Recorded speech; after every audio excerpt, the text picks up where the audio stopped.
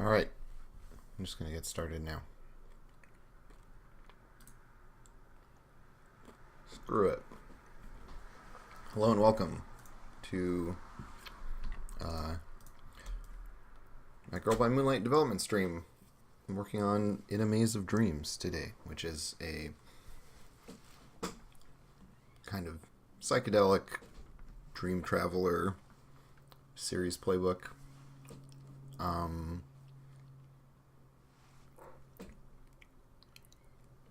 Last time I worked on it, I was coming up with a lot of kind of fundamental reassessments of what we wanted to do. And so I'm actually incorporating some of the stuff from the Mecha series playbook, where we're bringing in this idea of actions aligning with the virtues and impulses of a thing. In this case, instead of an engine, we're going to have a persona-style avatar. And so I need to hash that out today. I've still got the mission types to figure out. Still got some questions for our, question list over here, as well as the conspiracy web thing that I've been thinking of. I also still need to figure out this nature of the conspiracy section. In fact, let me just make it clear to myself that this is all under construction. There we go.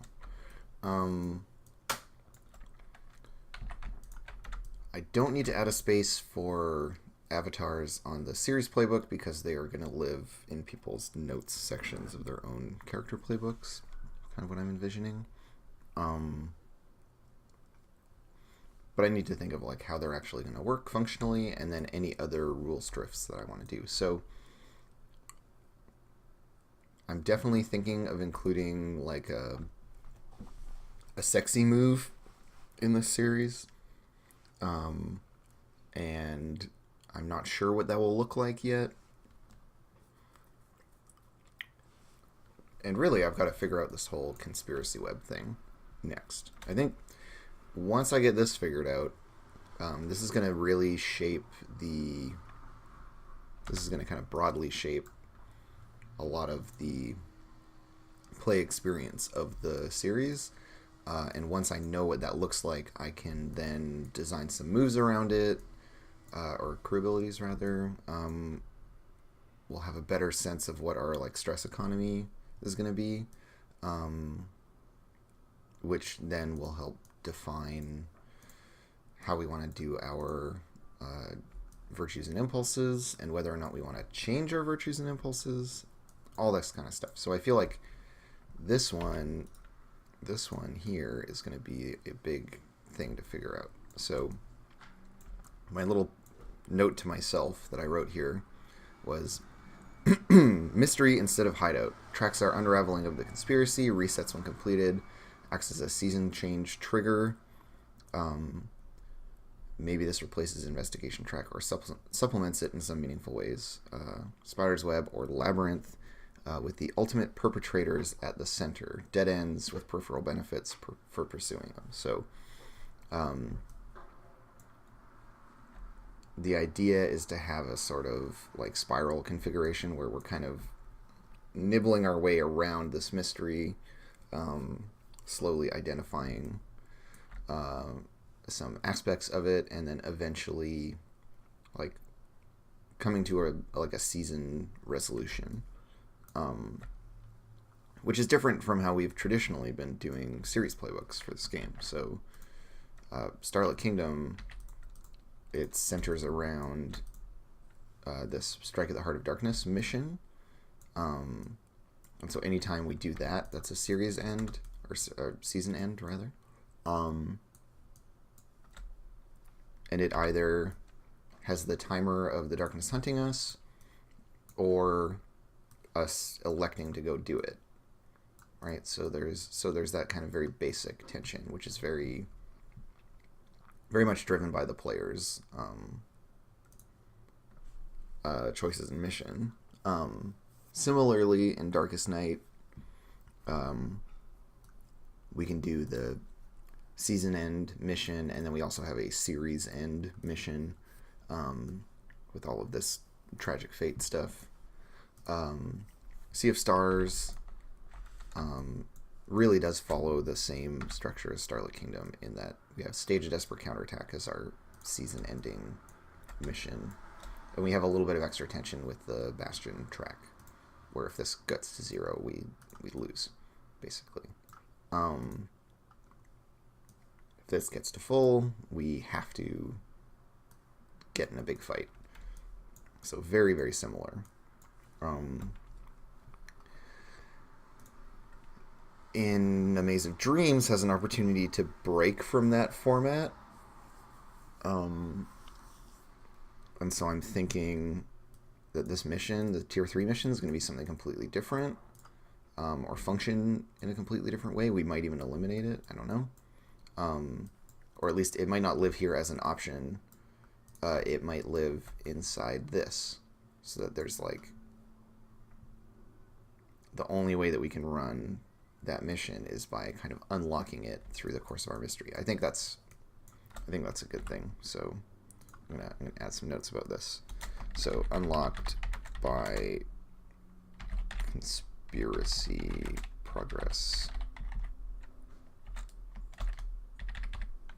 over there. All right, so we're gonna have to actually make progress on this whole mystery thing. How we advance it, I mean, having this old thing here, I need to just delete this thing. So let's start there.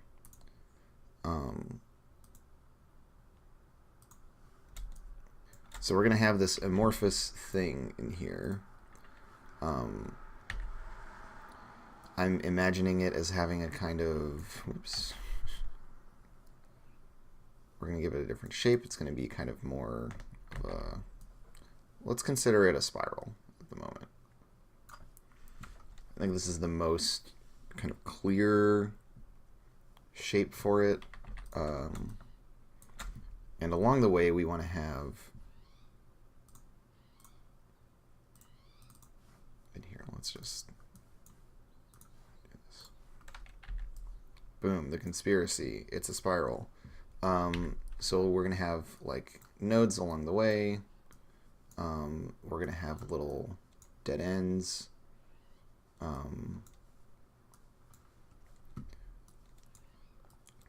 And so we need to kind of think of like what are these nodes going to be? How many of them are there?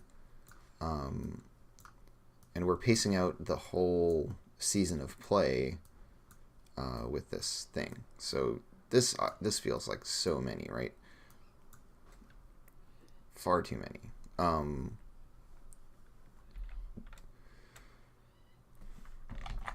Okay, let's do a little bit of figuring. So, if on average, in our other series playbooks, we're pacing based on the darkness coming to get us, after every mission, we would gain 1 on the track plus 1 more for each of the following. The darkness's agenda moved forward, someone was eclipsed or fell to darkness, the crew came closer to its destiny.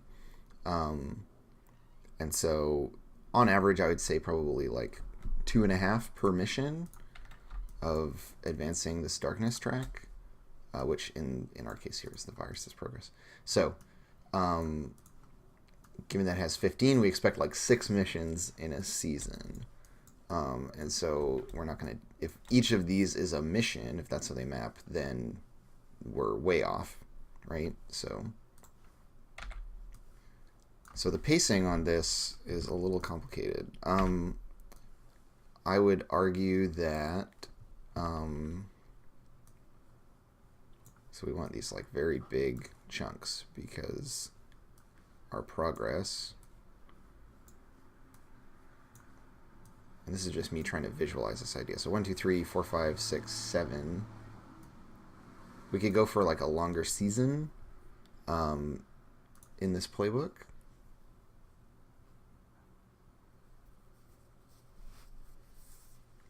Oh yeah, Frederick, that's what we're going for. We're going for a sharing of knowledge, and like this is how I'm stumbling through it, and you might do it in a completely different way, or might make totally different decisions in my place.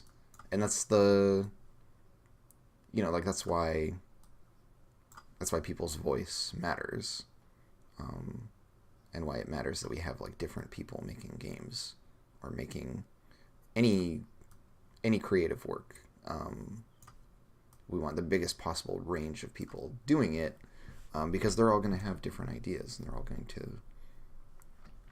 to get a bigger range of stuff, and therefore more good stuff, by just having different people do it. So yeah, like the game, your version of Girl by Moonlight would be a totally different thing than my version of Girl by Moonlight.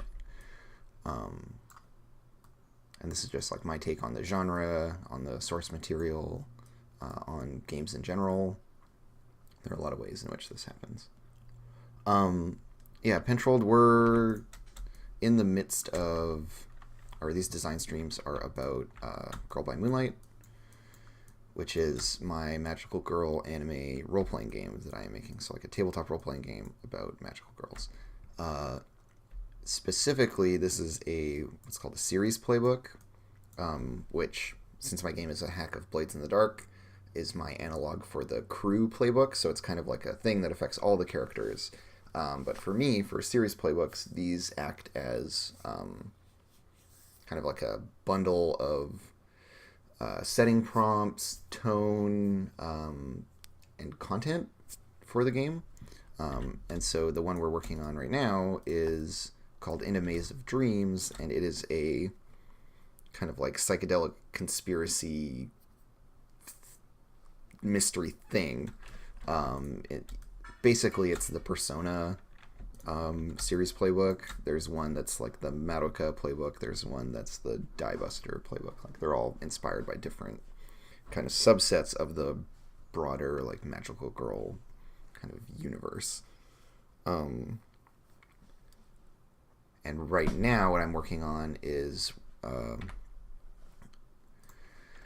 we have this idea of like unraveling a conspiracy, which I'm currently envisioning as like a sort of web of nodes that the players need to kind of unlock or progress through.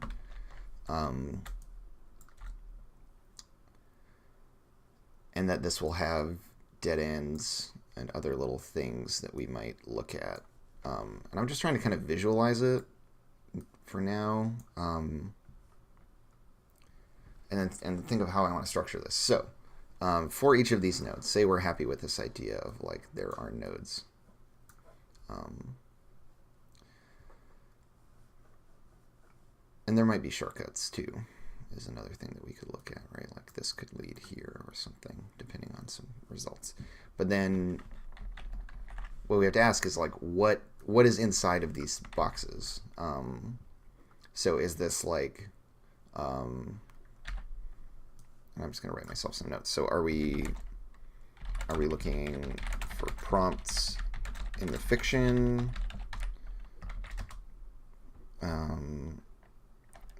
Do these define missions or types of missions?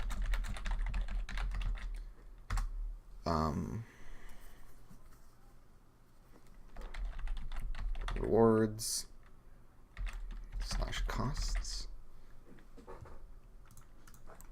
So when designing this, right, the questions that come to mind for me are things like, how controlled of an environment is this? Does this prescribe fiction, or does it generate fiction, or does it reflect the fiction? Because we could do it like, when you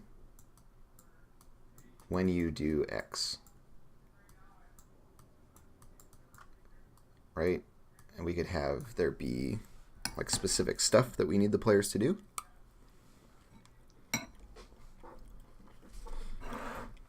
But it could also be that like after our first mission, there's a thing that happens.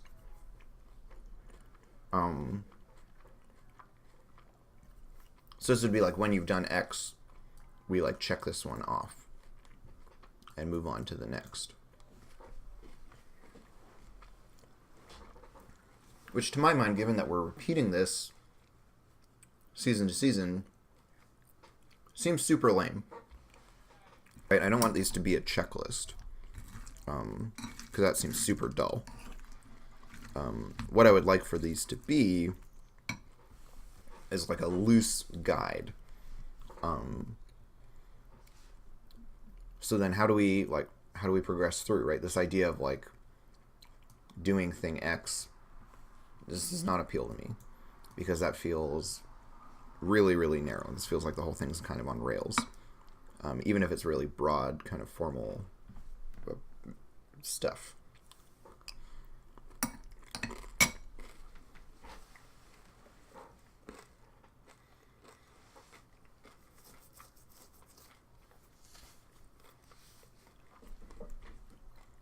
So, it reflecting the fiction seems bad.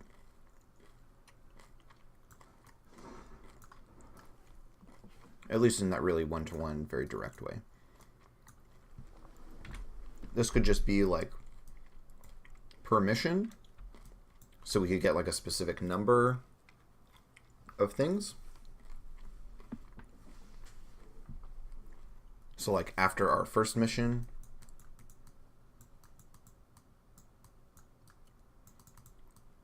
after mission 1, right? And then it doesn't require that we do something specific. This feels really generic then, right? So I think there is some better path here of creating like an interesting way for the players to pick through things. Okay, so rewinding my entire thinking about this.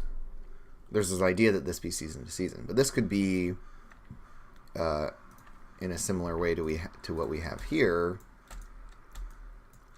right? Where essentially this bottom of the funnel is the series end, right? Once we go down there, we do this doomed, why we can never win mission that ends the series in a tragic way. The conspiracy could be like a meta season thing. It could span multiple seasons.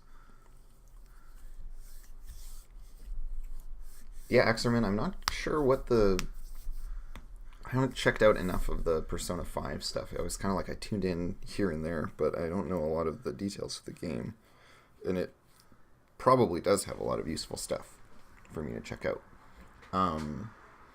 So we're answering some questions here, right? Are we looking for prompts in the fiction? Yes. It needs to reflect the fiction and generate fiction. It needs to do both. Otherwise, it's irrelevant.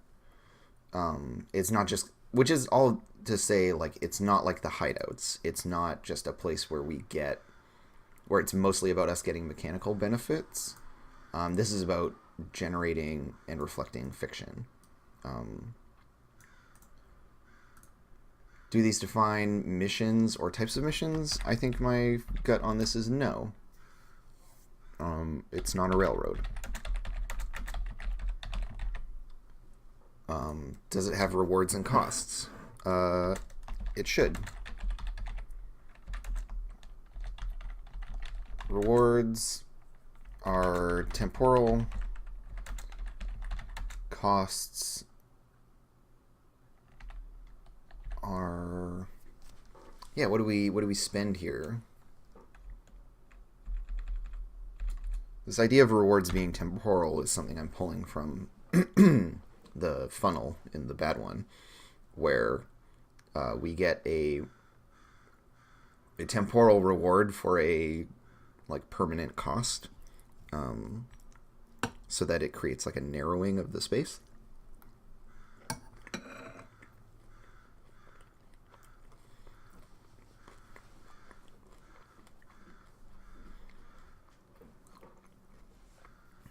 So though the rewards are temporal, do we spend investigation?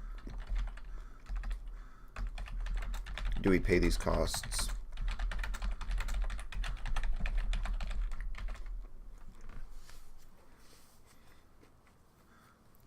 With our investigation? So it could be that rather than have investigation degrade in this playbook, we spend it to get stuff. And so it could be like, this costs 1 investigation tier, so you have to get up to 5, complete a mission, and then spend, and you get to progress. Something like that. We could also have it be that, you know, or it could cost 2 or cost 3 for the later stuff. Which I kind of like as a way of pacing things out, that we spend our investigation progress to like reveal things or answer questions. To my mind, that could work.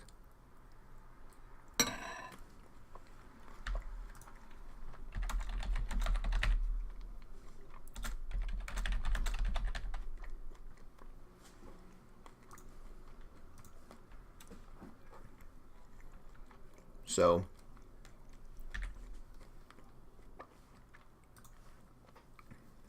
I like this idea that unlike in other playbooks, this one delves deeper into the investigation mechanic. And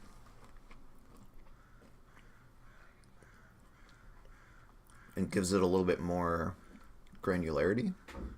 So in the others, there's kind of this assumption or this eliding of the investigation through this mechanic of you just lose half your stuff every time. So we build up our investigation, we run a mission. At the end of the mission, we assume that pursuing it ate up some of our like leads or evidence or ideas about the darkness, and then we move on. For this playbook, we can actually, rather than elide that, we can expose the workings of that and say, yeah, you actually like spend your investigation on stuff, and the players make choices about where they put it and what they get out of it. So, if we're going shopping with our investigation, then it's important to have options per transaction.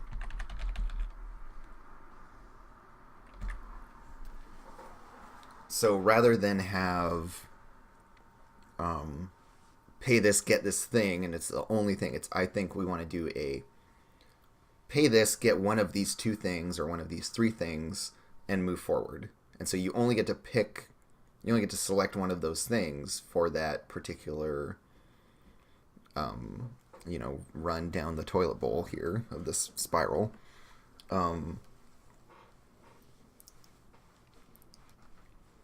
Yeah, and I like this idea of us having like an economy of this with the MC, where they hold they are able to start defining things, and we pay them in investigation to do it.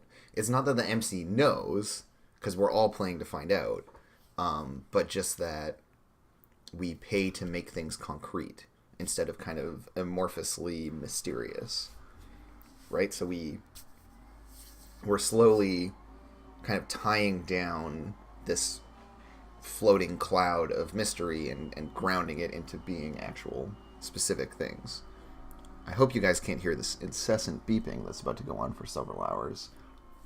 Someone is using a cherry picker out there, and it has a little warning klaxon. Okay, it's going to drive me insane. I have to go close the window. I'll be right back.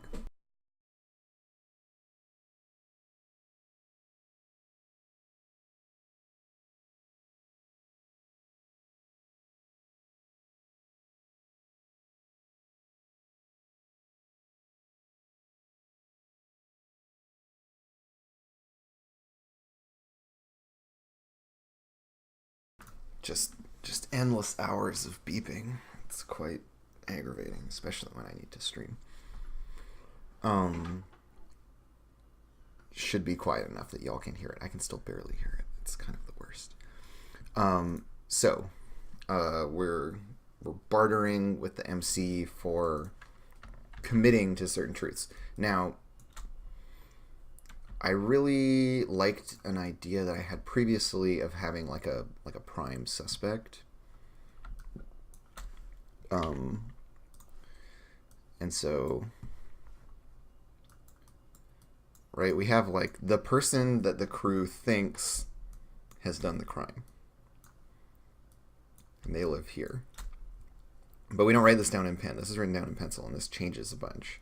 And that some of these prompts will affect it, I think is interesting. So that's one thing. That's one thing that these can affect. So yeah, let's start talking about what can we buy.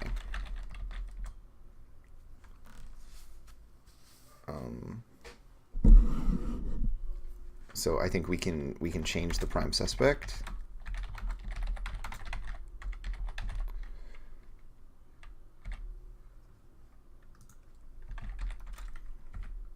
And you're like, well, why would we want to do that? Because of course, like, it's never going to be the first person we think it is.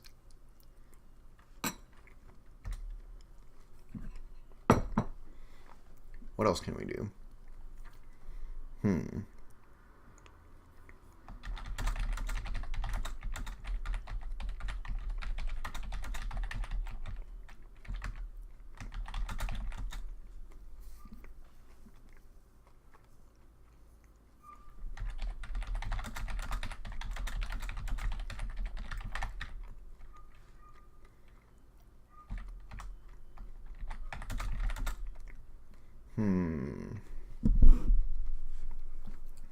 Right, so I like the idea of like tying in characters and be like, yeah, this person's part of the conspiracy.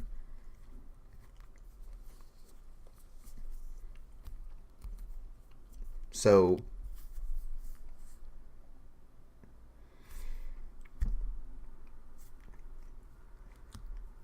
here's the thing, right? We can mark people as being involved, and that is to our advantage as players, because then we get to figure out how and why, and we define this space. We can confirm someone's innocence.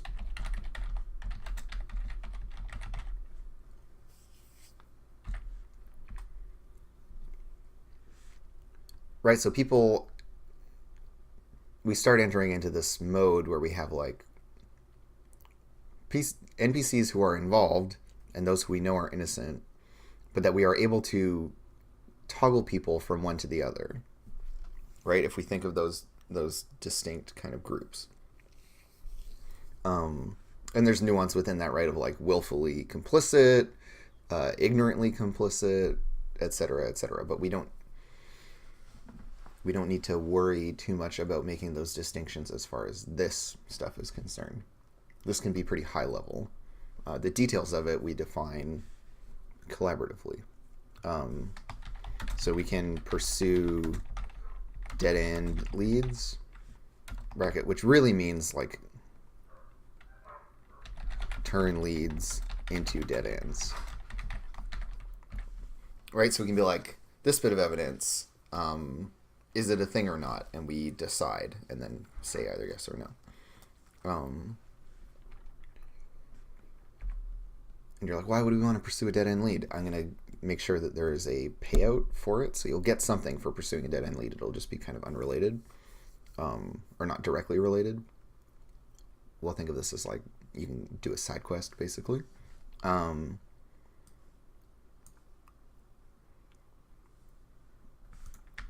Right, so all of this is stuff we can buy.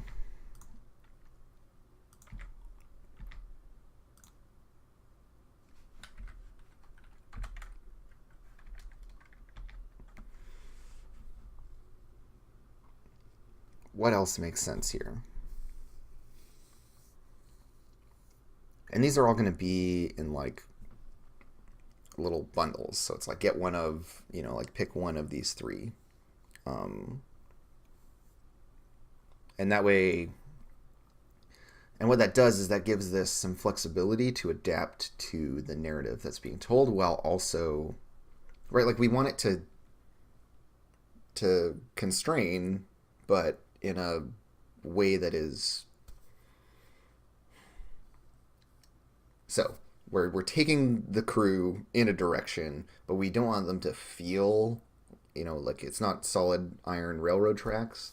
It's like a flexible amorphous tunnel that has twists and turns, and that they can push out against it and it will give, but it will still kind of generally guide them in a direction.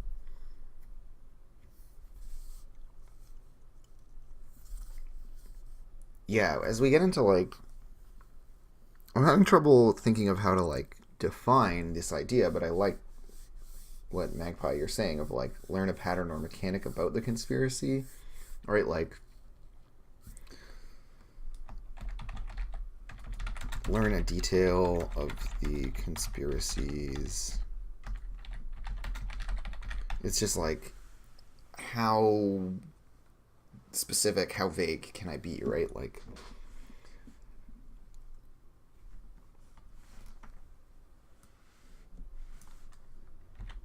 I can just get rid of all this "we can." If I'm repeating it every line, then it must not mean anything.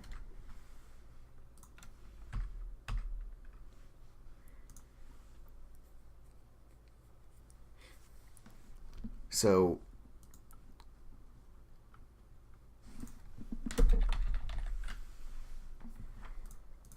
or like some of it should just be that we let the MC like bar forth conspiracy.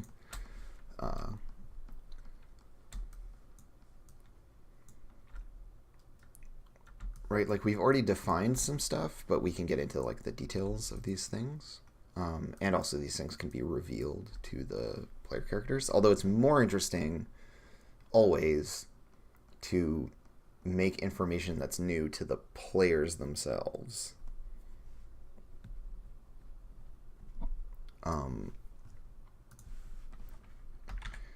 So we can foreshadow the conspiracy's plans. This would be another good one to do.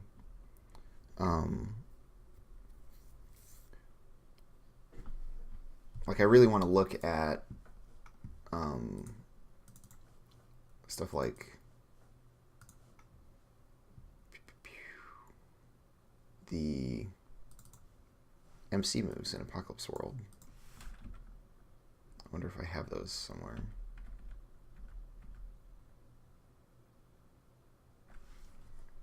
Right, here we go. We've got the moves. Right, so we can separate them, capture someone, put someone in a spot, trade harm for harm, announce off-screen badness, announce future badness, inflict harm, take away their stuff, make them buy, activate their stuff's downside, tell them possible consequences, and ask. Shit like this is really useful as guidelines for defining these things we can buy, right? We kind of want them to be like this. These ones are a little bit too low level. We kind of want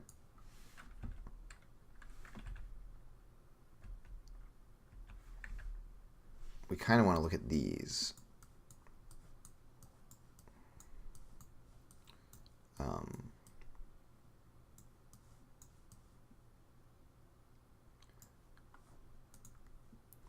These threat moves seem like a good thing to draw on. Is this showing up for you guys? It is. Okay. And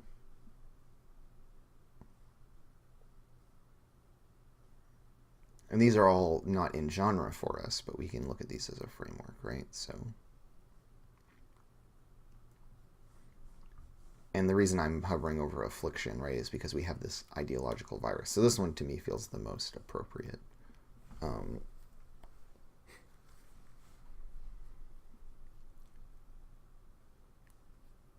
right? This idea that like people bring others into this affliction.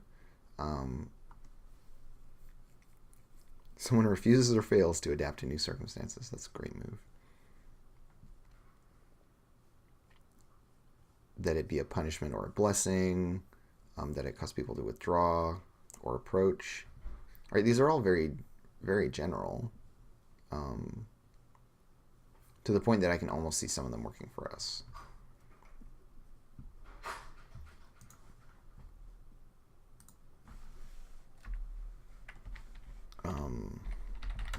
Push the conspiracy's agenda.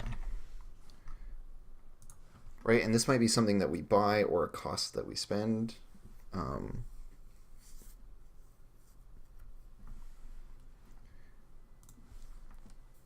Yeah, I like this idea of name the conspiracy's next target. Right, that's super cool. It's and the reason I'm framing all these this way, right, is that like it's not a we're making the feeling of a mystery where there isn't an actual mystery.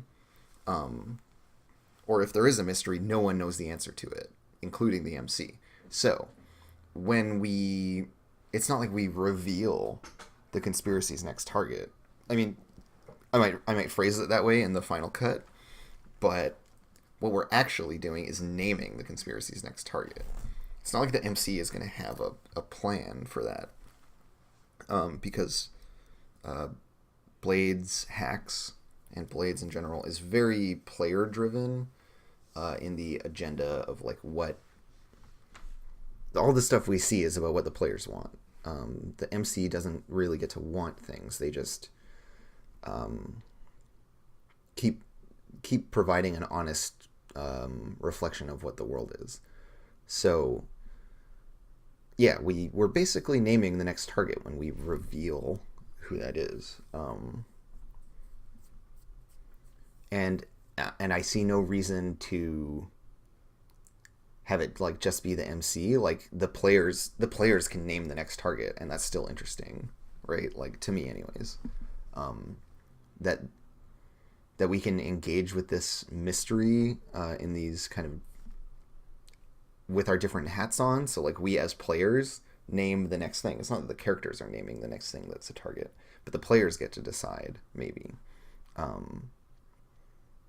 Or that it's an option they can pick. And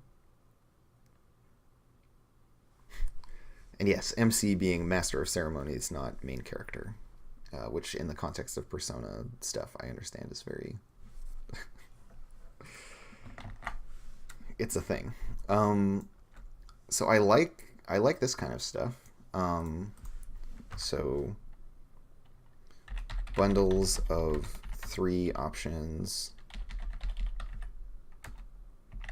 at nodes, choose and move on.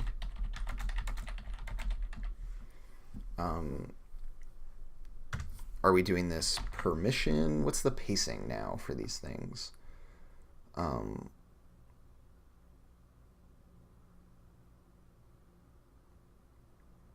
yeah, I also really like the idea of the players getting to name the next target, so that we can focus on what's interesting to them.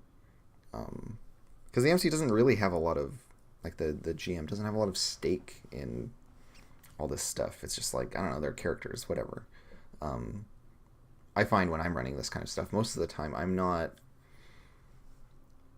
super invested in any given outcome or any particular character, so I'm looking to the players, to the other players, to kind of show me what they find compelling or interested in doing, and then I just try to set up adversity in the path of it, and hold them accountable for their bullshit that they're trying to pull. So yeah, how do we pace these out?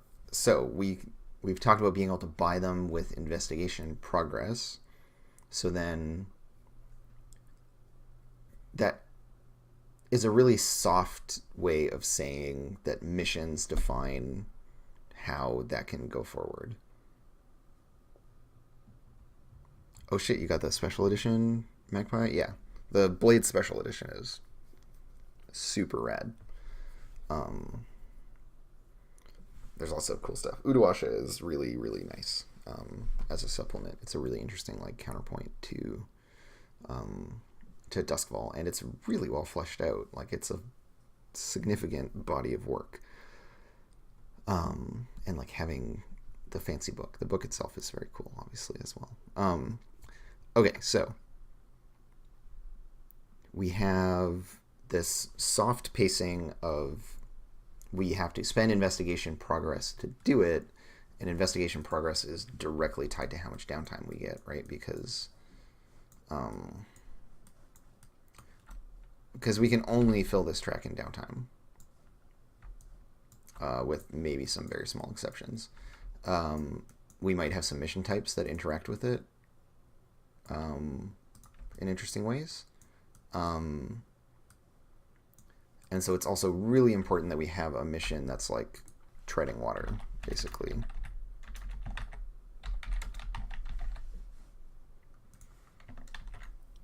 This kind of like general purpose, like just do a stuff mission. Because a lot of what we actually need is stuff that we do in downtime.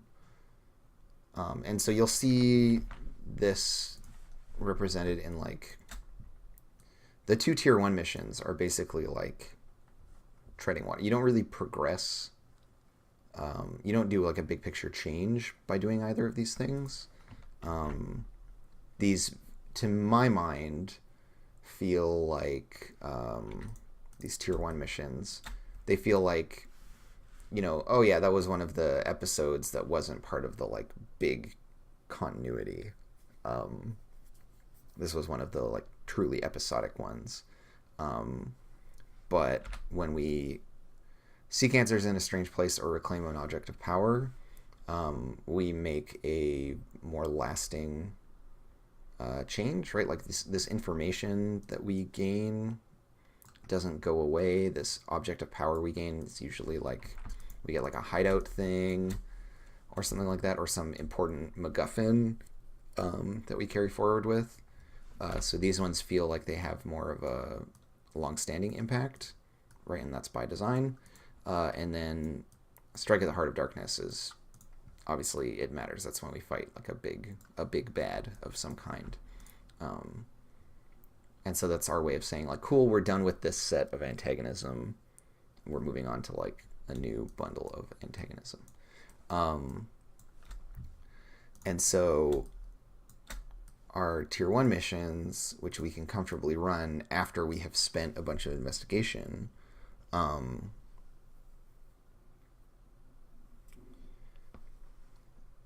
we need to look at these as being... So we could have them... All right, this is Treading Water 2.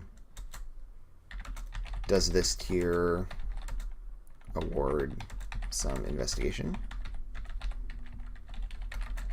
progress?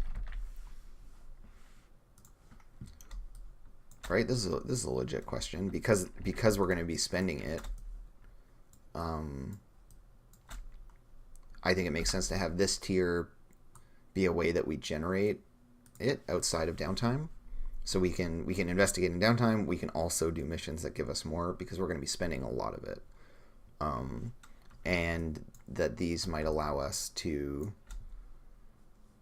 accelerate the pacing of this stuff, which I think is good. We have like a limit of how much we can hold. And so we're going to be like filling and emptying quite a bit. It might be that we investigate a bit in downtime. We get to like 6 or 7, say 6, and then we earn 3 or 4. So we might have 10 to spend at the end of a mission. And early on, that might mean that we get to do 2. If these cost 5 each, for example, right? Then boom. First 5, second 5. So we go through 2 of these in downtime. We get some scenes around that. I think these give us these can kind of get resolved in free play, which is nice too, because we don't have a lot of stuff in the game that centers around free play. But that these bits where we do the reveal of these things can kind of happen outside of the mission, the obligation downtime mission loop. These kind of float above it. Okay, so this is starting to like take shape in my mind sufficiently that I think we can start talking about mission types and other stuff, and that'll resolve this down the line. Or that we can talk about avatar stuff. So what I'm gonna pull is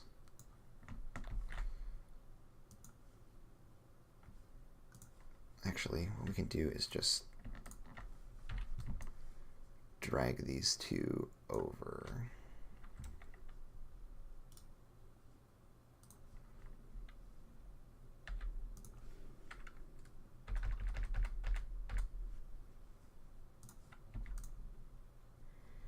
So engine virtues, engine impulses can now turn into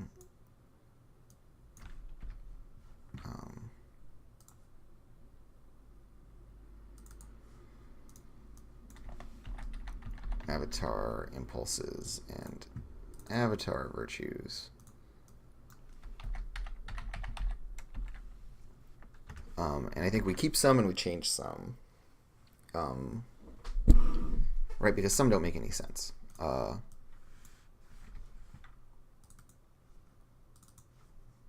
Unfinished doesn't make sense.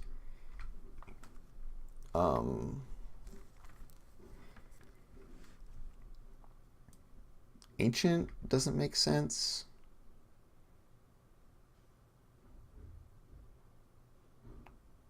Wounded. This kind of takes on a more metaphorical, like emotionally wounded or traumatized or whatever. So cursed, imperious, sentimental, lost, tormented, imprisoned, lonely, principled, haunted, wounded, morbid, calculating, weary, feral, hungry. And then we have elegant, fierce, clever, powerful, wise, brave, bright, and serene.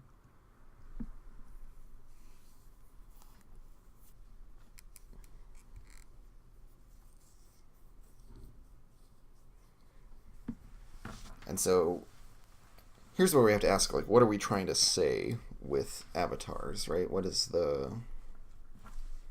I mean, I can think of some virtues to add. That makes sense, right? We want to have curious.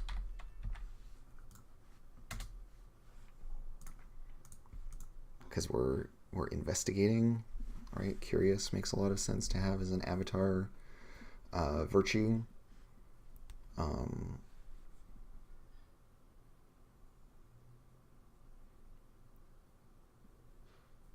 want to make these a little less like grimdark fighty. I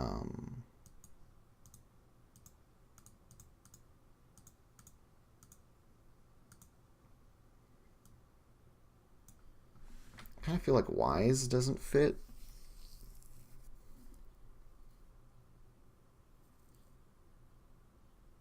And also having these be even more abstracted might make a lot of sense.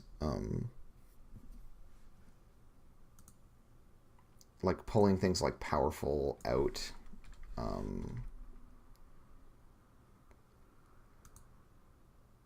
Or like less combative and more strange, like... So elegant, clever, brave, serene, bright, curious. Like I like bright a lot. Because although it is a descriptor, it's not clear It's not entirely obvious what that means, and we get to make that up. God, my breakfast is going all weird on me. Mushy cereal. Blah. Gotta eat it, though.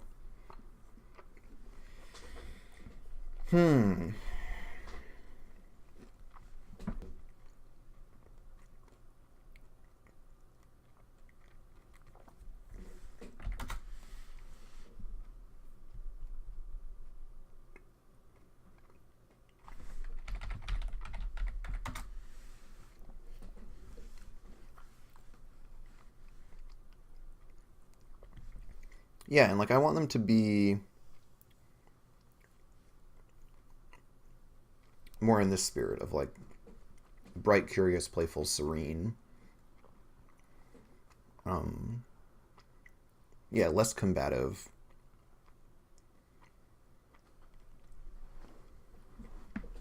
And yeah, as Magpie is saying, considering genre, the avatars sort of represent a character's struggle with their identity.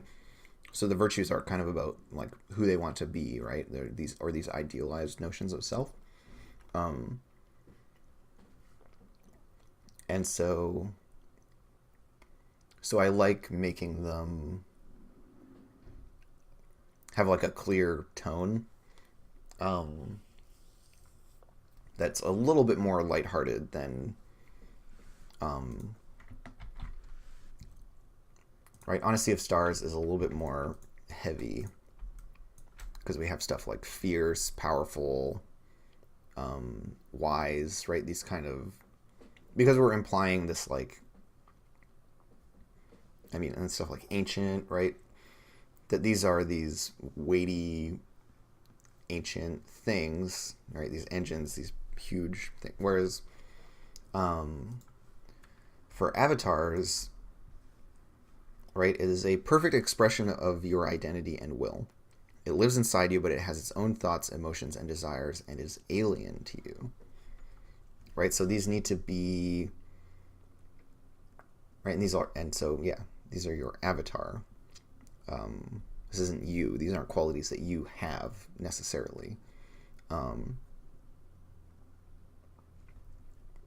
and so I like pushing them in this different direction.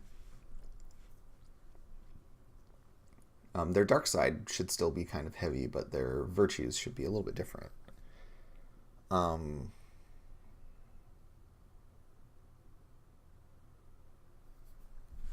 one of these could just be beautiful. Whew. All right. Glad I muted in time to spare you guys the sneeze. It was a powerful one. Yeah, we could just have beautiful. I mean, bright kind of is that, but not really. Elegant isn't exactly that, right? And how the players then can like play into and express beauty is going to mean different things. And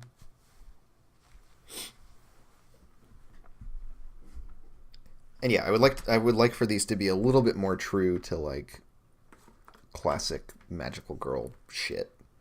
Um,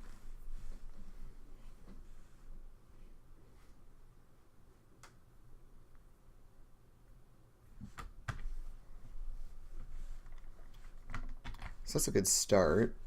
I fucking love Imprisoned for Avatar.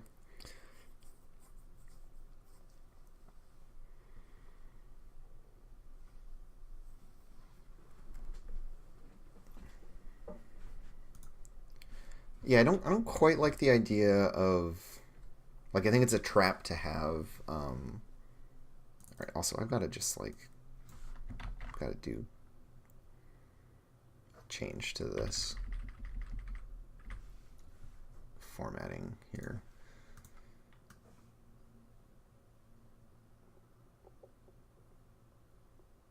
There we go. Okay. Um,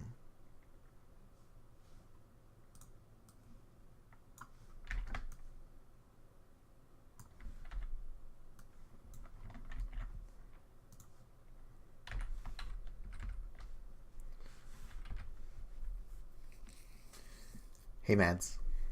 We're just working on virtues and impulses. I'm going to zoom in more just to make that clear. Whoops, too much. Too close.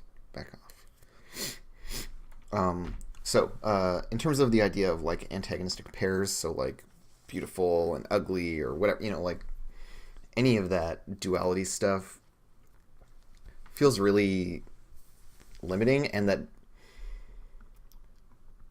if one, then the other kind of already follows. And so I like giving people the opportunity to put a twist. And I think it's more interesting to have divergent and separate stuff for like what is good about this thing, what is bad about this thing. I think it's a lot more interesting to break out of a like two sides of the same coin mindset. Because this approach of having them be like on different axes generates more questions and more unexpected reincorporation and that kind of stuff. So when I play my game or other games like this, I always try to push these choices in directions that are less obvious. I mean, sometimes the obvious choice feels right, and when it does, I'll say so. But I like to get people thinking and push into weirder territory.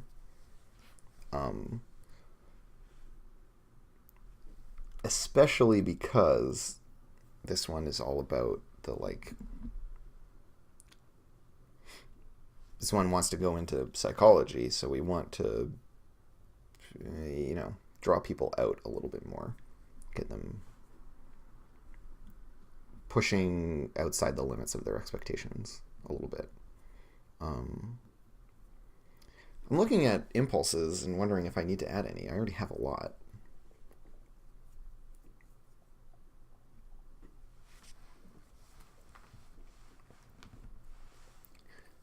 The one thing I'm missing in both of these sets is that it has anything to do with sexuality, like explicitly. Any of these could be about that, but the closest we have is like beauty. Hungry could maybe be taken in that way. And you could make Imprisoned about sexuality in a really dark way.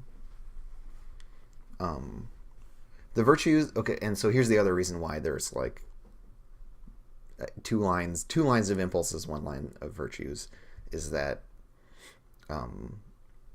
previously for engines, the engines would have one virtue and then one impulse defined at creation, and then another one that comes in as a dark bargain, right? So they're going to have one virtue and two impulses. And currently I'm imagining a similar model for avatars, which is why we've got two lines of impulses, only one line of virtues. And generally I find the virtues are less interesting to write for me, and less interesting to play into. I think it's important to emphasize the threat of these things because we're always going to be trying to use them to our advantage, because we're playing a game. And so I don't need to lean as hard into expressing their benefits as I do into expressing their dark side. Because my players are already players in general are going to be inclined to use the thing that helps them the most and helps them most cleanly. The impulses help you, but with a cost. Generally a cost in the fiction as well, which is a lot harder to mitigate. So, do we feel like we can make some cool avatars out of this? And like, y'all are probably better equipped to do this than I am, but like, how would you all map the virtues and impulses that you see here to existing things that we know from our source fiction? What would what personas would you describe using this structure, and in what way? Because I don't remember them well enough to really do that. I feel like Chie's persona, whichever one it was probably like either brave or bright. I would say brave. And that based on her bad feelings, maybe it was, gosh, that part's a little trickier. Yeah, because they're about identity, it's almost like I need a totally different set of impulses. I don't know.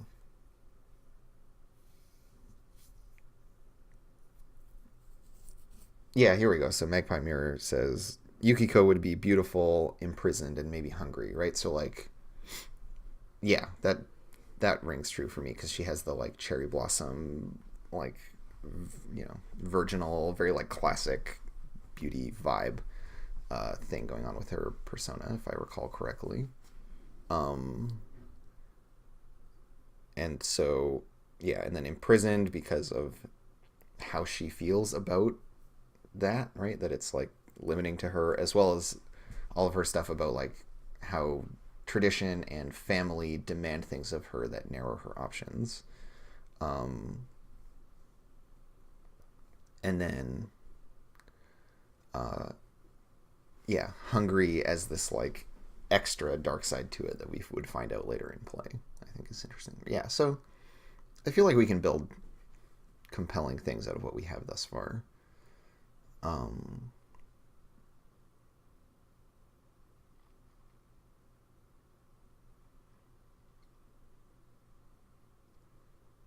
I'm sure more of these will occur to me over time. Um, so one thing we can talk about now is how our actions align with their stuff and what that does. So in On a Sea of Stars, we have when your actions align with one of your engine's virtues, clear one stress. When your actions align with one of your engine's impulses, or you accept a dark bargain based on its impulses, that action does not deplete your transcendence, and you mark 1 XP. Um, so we could keep exactly this, and that would be fine. This is a decent reward structure.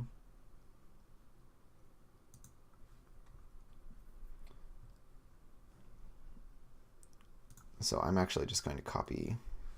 I'm going to copy this whole thing and bring it over. And we'll just replace engine with avatar, and we're done.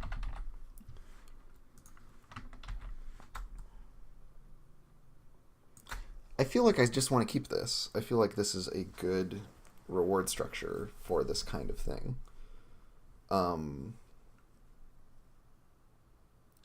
Because yeah, your avatar wants to pursue its impulses and thus gives you its power for free when you do that, right? When you play into what it wants. Um, and offers, and then we offer dark bargains for it. I think it's great. We carrot you additionally with XP. We might even be over rewarding the dark side stuff, but I mean, cool, great. And then when your actions align with one of your avatar's virtues, clear 1 stress, which is pretty small payout, but that's fine because you're being rewarded for doing a good thing.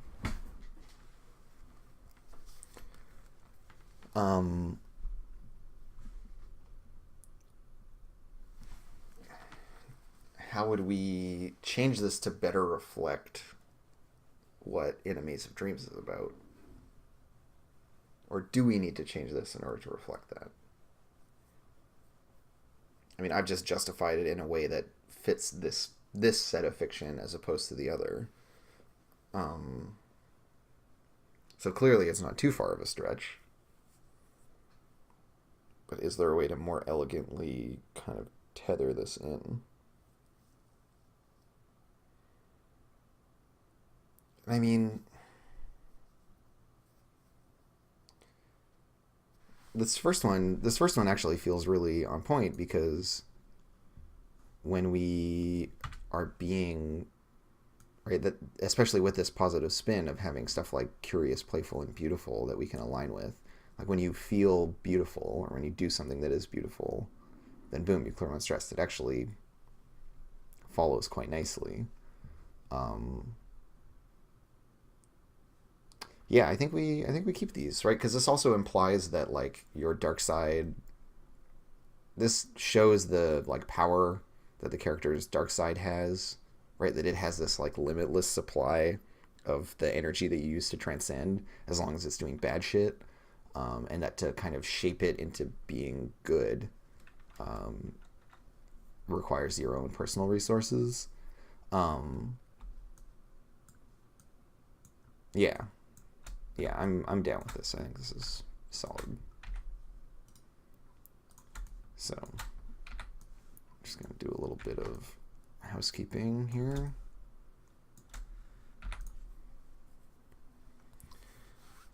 Um,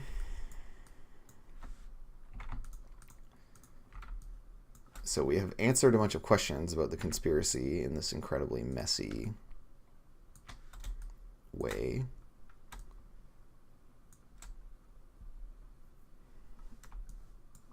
I kind of want to go into this and start doing stuff. So,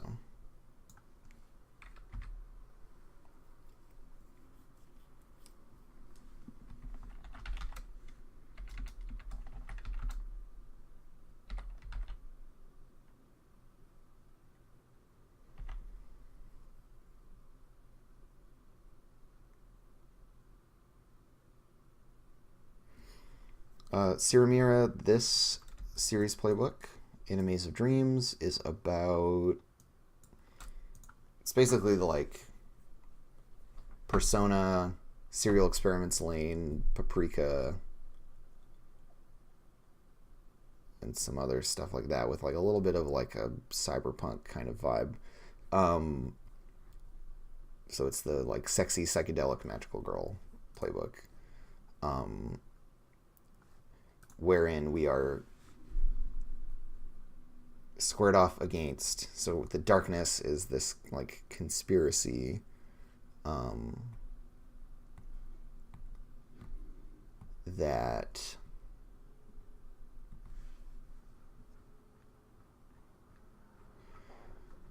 yeah, that is an ideological virus, right?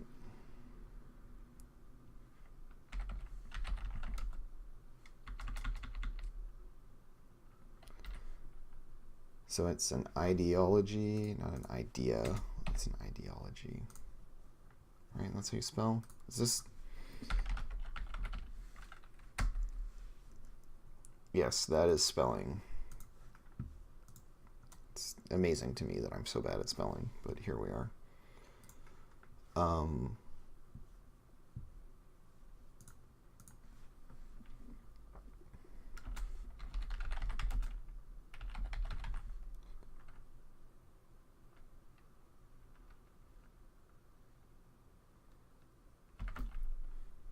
so yeah, an ideology turned virus.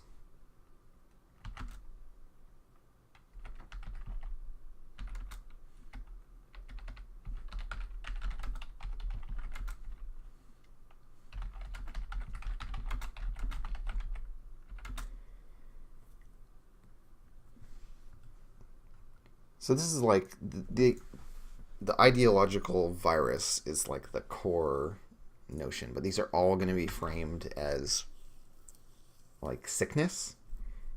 Um,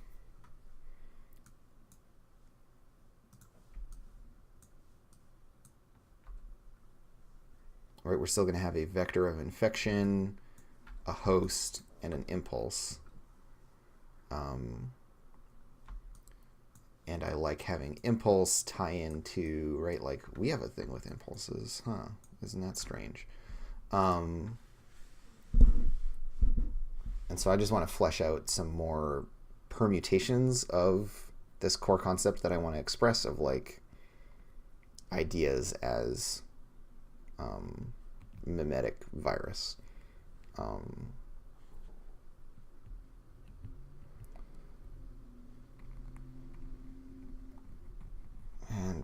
writing. It's always great.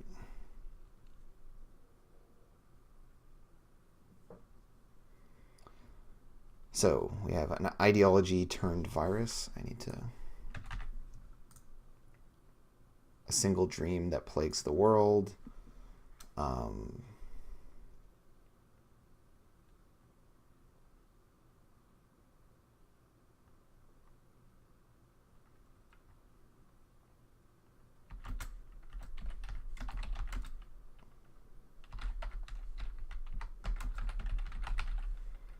Right, like it could just be patriarchy. And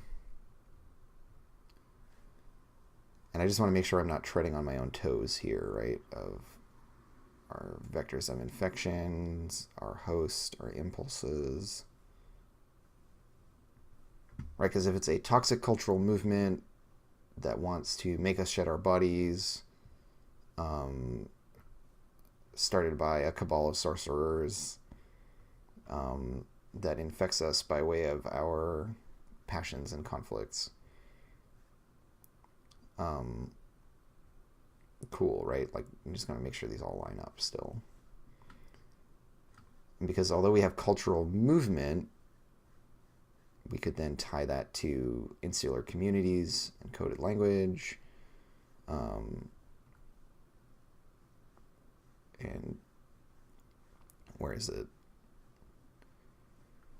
Or that we have the one that's like a single dream that plagues the world. It could be that the dream itself is sentient and it is its own host and it wants to control people's dreams. That would be like super obvious stuff, but like obviously there are other ways to do it. And I just want to make sure that none of these options result in a garbled mess of nonsense.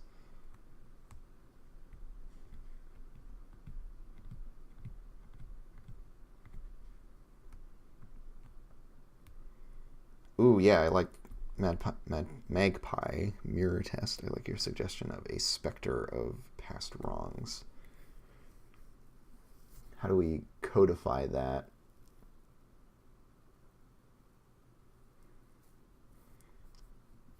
And I mean, yes, Iramir, like every one of these playbooks should sound like Madoka, if it's if it's me designing it. I think they all are basically the various, like, there's like the Madoka dial and it's always at least at 1 and sometimes it's up to 10. But I can't help but shake the like impact that Madoka had on how I look at all of this stuff. And just how much it suits my like perspective. So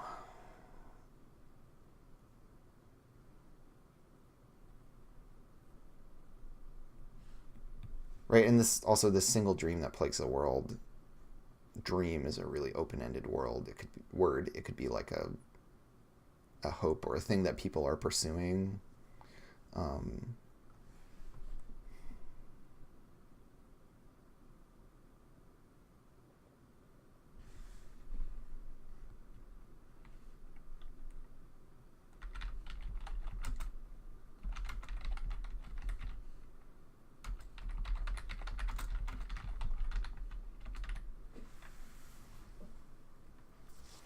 I'm using way too many words in this last one.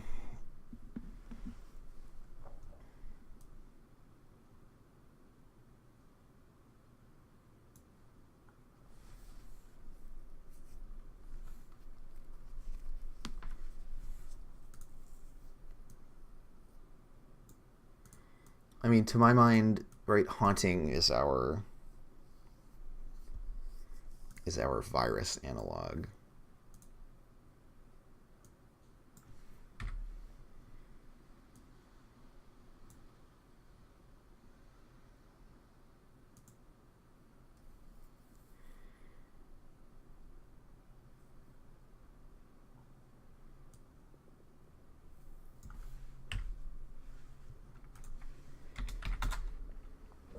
I'll come back to this idea of like, because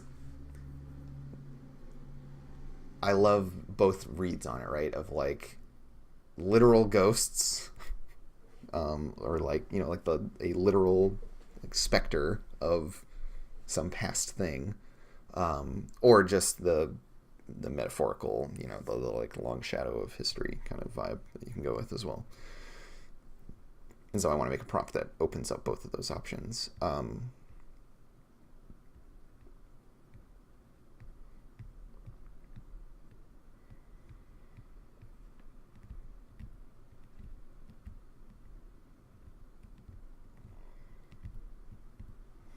Yeah, do we have like a gods and monsters option here?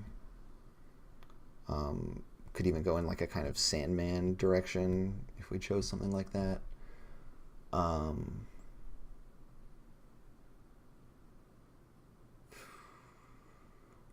and then how do we frame that as a sickness?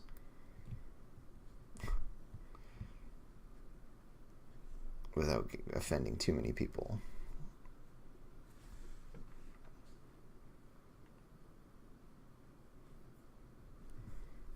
And yeah, like what's interesting for the gods to be doing in the context of this series playbook?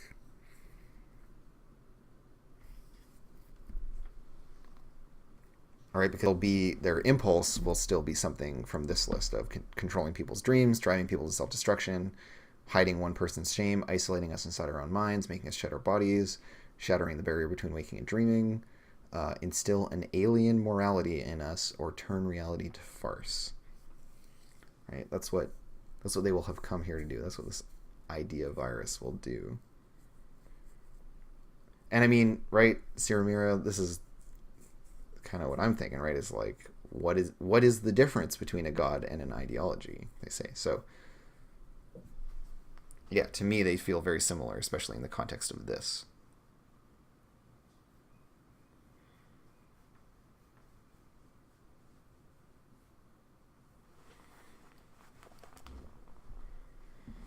Right, and this is the nature of the conspiracy. We have stuff like, as one of our hosts, we have a lone messianic figure, and as a vector of infection,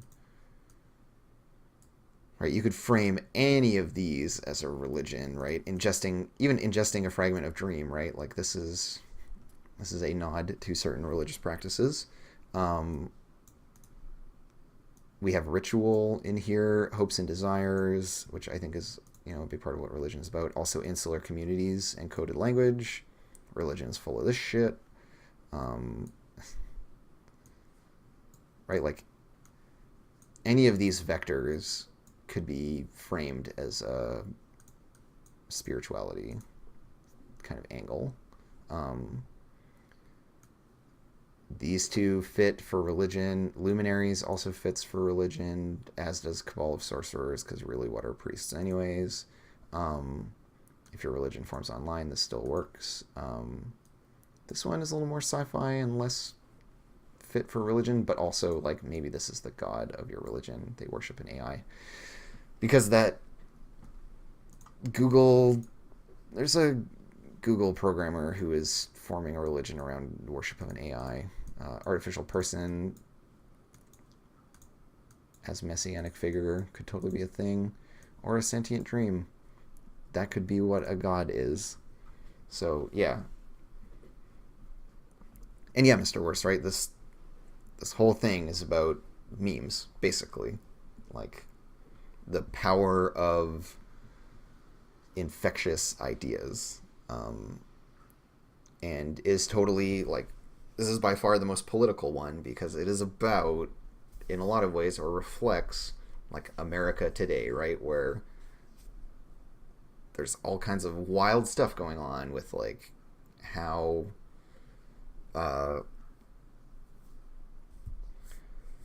seemingly benign, like, bullshit internet culture stuff can, like, become a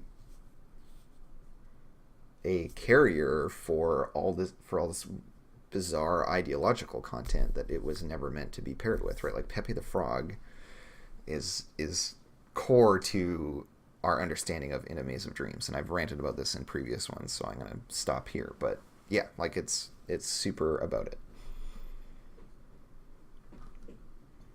Yeah, and like memes are totally a virus because they, once you see them enough, it starts changing how you think because you start thinking in memes, right? It's the way that language shapes thoughts is really powerful, um, and at least in my own experience, I have often found that to be an unwanted rewiring of my thought patterns. I don't want to be a meme lord, but the internet is continually trying to make me one, make me think like one, make me be receptive to memes, right? Like to engender in me a receptivity to that same horseshit. Um, it drives a rut in your thinking, which can be kind of horrifying, right? Like the way that we get saturated with media. I mean, we can lay most of the blame at Trist's feet, and that's fair. That's entirely fair, and she would not be able to defend herself in the slightest. Um, but right, like this idea, which is a very modern one, is not that different from versions of this kind of stuff in the past, right? Like I would make the potentially unpopular comparison to like most religious practices in general are ways of shaping people's thoughts, right? Be it that I don't know if like, I'm not going to say that like religion is doing this cynically, because I think that's a leap, but that the consequence that we see is that these things shape people's thoughts, propagate themselves through populations, uh, and propagate themselves through generations of people, right? Like if you're religious, you raise your kids to be religious, and they make more kids, and blah blah blah. Um, and also that these things mutate, right? We get different subsets of these groups that change over time, and so throughout all of history, we have seen lots of stuff like this. If we look at like fascism or religion or um, the ways that those all interact with politics, right? Like, yeah, it's wild. Um, and the way that those mechanisms for how those ideas circulate and distribute themselves and propagate themselves, we can see happening at a breakneck pace now thanks to the internet. So, right, that's what all of this is about. That's what all this stuff is about. That's what we're trying to capture, and it is kind of like scary and horrifying. I think it's a very um, worthwhile topic to explore in as an antagonist. Right? It's not, the memes are not our friends. They are like an elemental force, right? Because it's this idea of like mass culture and the bludgeoning force that it is.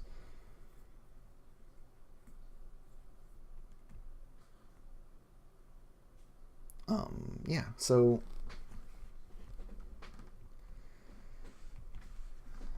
yeah, this whole like the past as haunting us.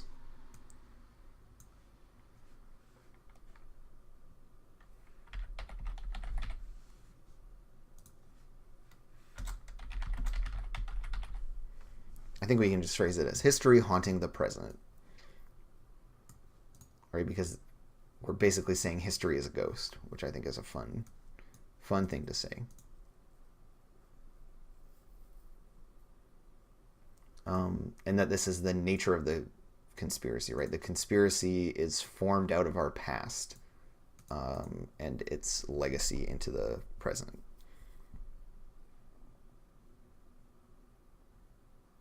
Right? And as Axelrod is saying, right, memes as ways to eliminate originality and attempts at actual discussion and conversation. So they are both an enabler of dialogue, but a framer of dialogue, right? So they steamroll dialogue into being a certain way. Um, and yeah, it definitely sits down real hard on creativity, individual expression, all that kind of stuff. It's a homogenizing force.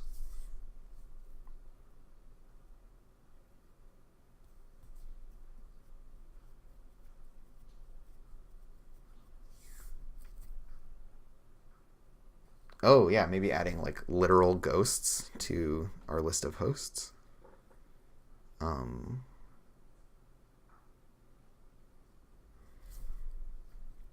I don't know if I want to go quite in that direction. Um, because I have a certain kind of like genre subset in mind, and I don't know if ghosts fit it in terms of my read. I don't know if I want to make ghosts canon for this series playbook. It would, like, in terms of like as a functional piece, you could definitely put a ghost in there, but I don't know if I like that subset of stories. Actually, no, it's a Blades hack. I have to put ghosts in. Who am I kidding? And weird cyberpunk ghosts, weird internet ghosts. Um,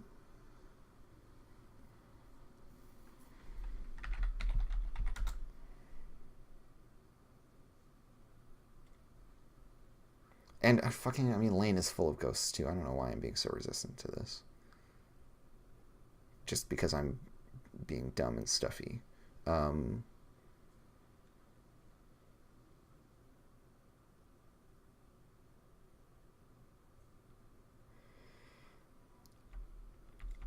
and I'd like to have these be like groups, right? So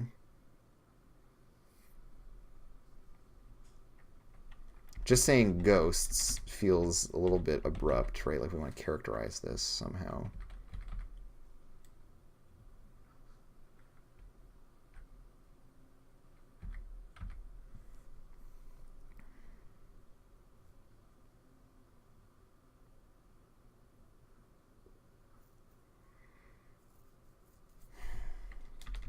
It's like a specific subset of ghosts or ghosts and something else.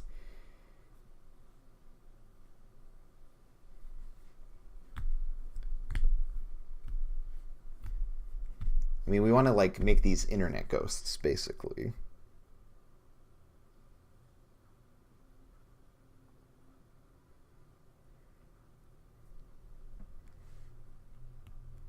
And yeah, like a sentient dream, like there, you could make a bunch of these be ghosts in a certain way, right? Like your online gestalt could be a bunch of ghosts, internet ghosts, or the cabal of sorcerers could relate to that kind of thing. But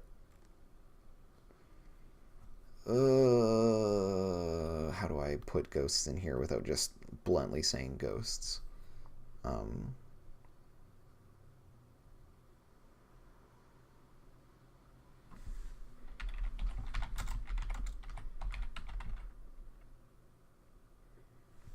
Ghosts and echoes.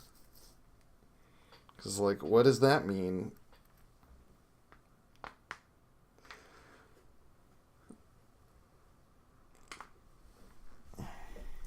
And I can reference ghost echoes and just really be all on John Harper's. Uh, yeah. Just referencing all of John Harper's stuff.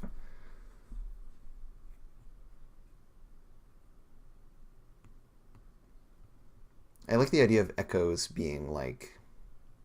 So there are like ghosts of people and then echoes of like events or edifices or whatever else.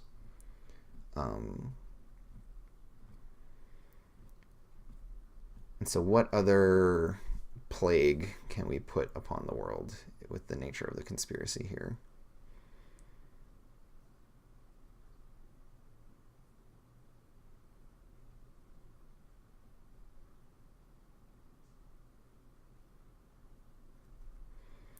And right now I have it as ideology turned virus. I could put it as idea turned virus as well.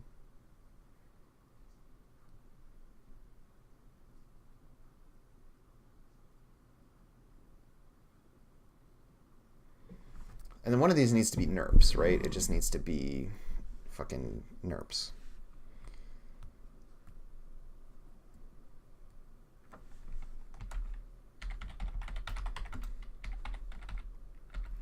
We could go with the cliche of a poisoned pill.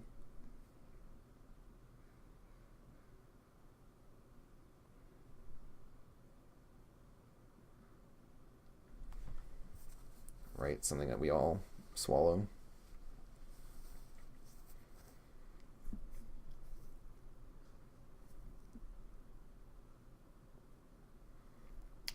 I'm specifically avoiding any kind of like Frankenstein complex stuff because I have like a personal objection to it. I just hate that kind of narrative.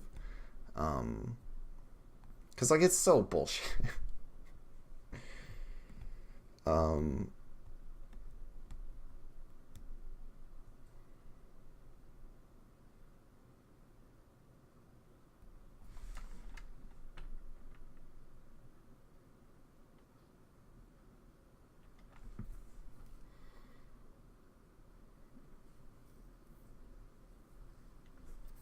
oh God. Hey, Dark Lavender Void, how are you doing?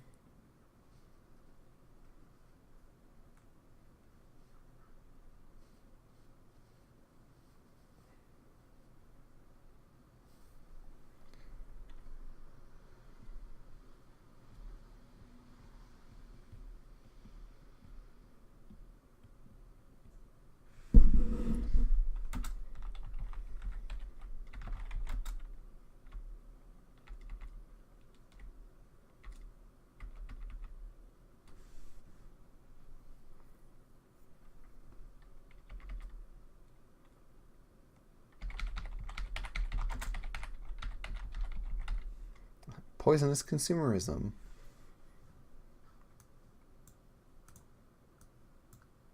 I just want to keep. So here's the like writing challenge for this section.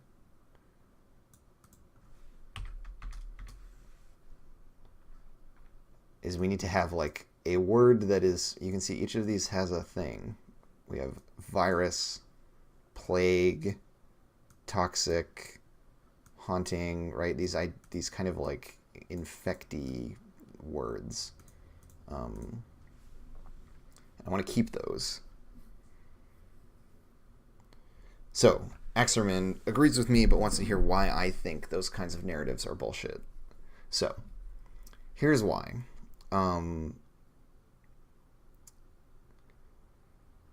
So they are primarily about fear, misunderstanding of etc. regarding technology, right? Like just like science, like technology, it's like things that we make are not inherently moral, but these kinds of like Frankenstein narratives really take a stance that that is the case. That there's like that science can go too far, or you can delve into secrets that you shouldn't, like whatever. No, no. You know what's evil and bad? People, always, right? Like just across the board, because people always make choices about what to do with things. And if a thing is dangerous, it is because people have built it to be. And so I just fucking loathe this like retrograde idea that gets put around of like, oh yeah, like something like technologies are just like inherently wrong or whatever. Like, no, it's just people are using them to inflict violence on one another.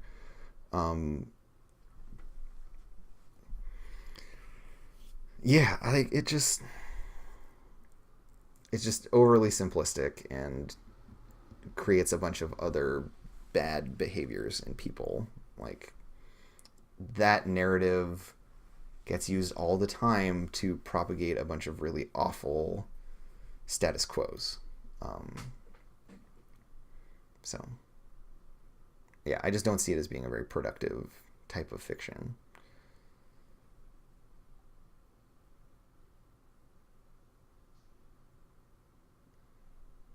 And so here's the other thing too: is we've got consumption in excess as a vector of infection. So it can't be the infection itself can't be that. Um,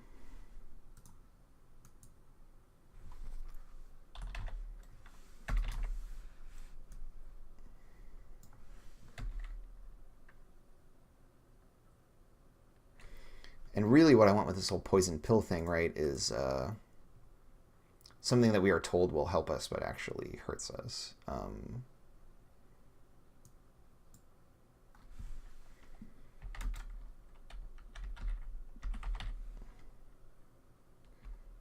Or like that this be some kind of like side effect.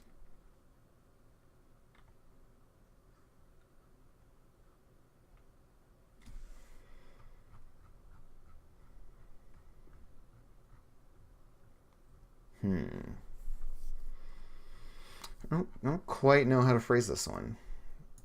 I'm just gonna leave it. We're gonna write some more of these later. Oh, here we go. Someone's got it. A poison placebo.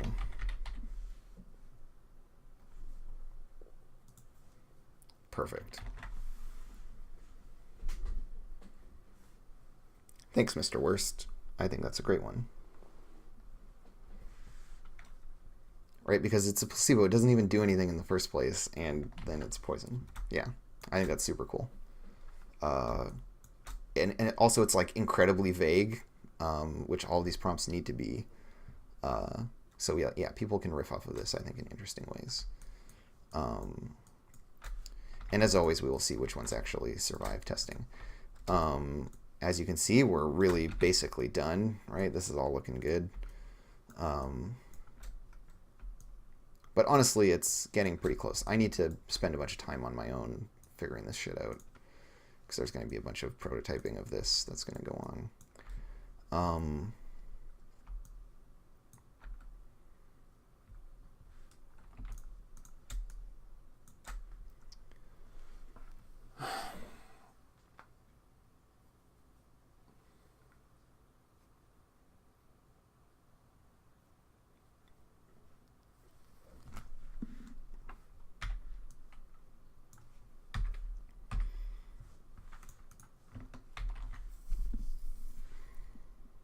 Got some crew abilities figured out,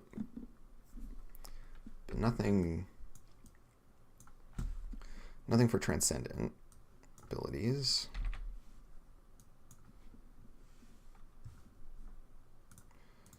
So let's steal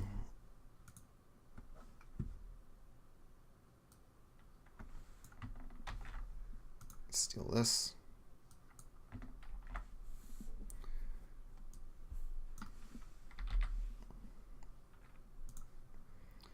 And for this playbook, it's forgive, embody, and conceal.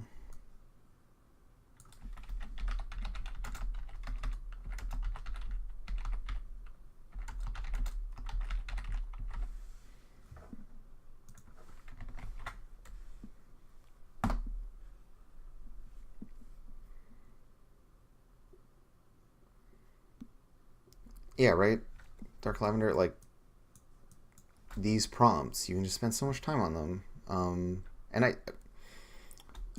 don't know, you're saying you feel like you should spend less time on them. I mean, try to avoid worrying about it, but I think they're really important, and I think there's like a poet's dilemma of word choice for them that's very important, because words, like all language, are interpreted. They have potentially very nebulous meanings, and so we need to account for all of the different contexts and the different reads that people can have on the words that we choose. And so yeah, you can spend a long time staring at those pages and trying to figure out those prompts, but I think it's time well spent in some ways, because if I decide, is it weary, is it tired, is it exhausted, is it run down, like, these words all kind of mean the same thing, but they also totally don't. And how you want to emphasize and guide people's thinking about something can happen within like a synonym, Or at least that's how I have felt about them in the course of writing these long lists of prompts.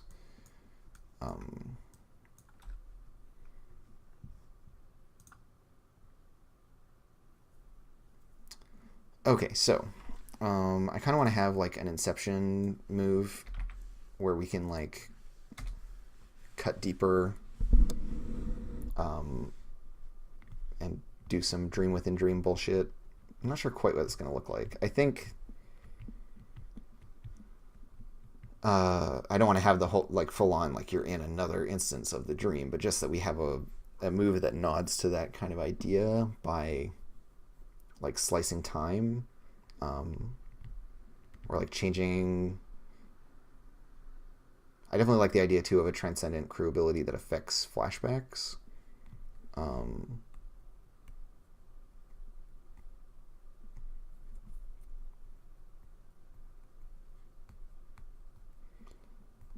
And yeah, it's very fatiguing. Like I can't work on writing prompts for more than like an hour in a given sitting, and I just start getting loopy and like losing focus.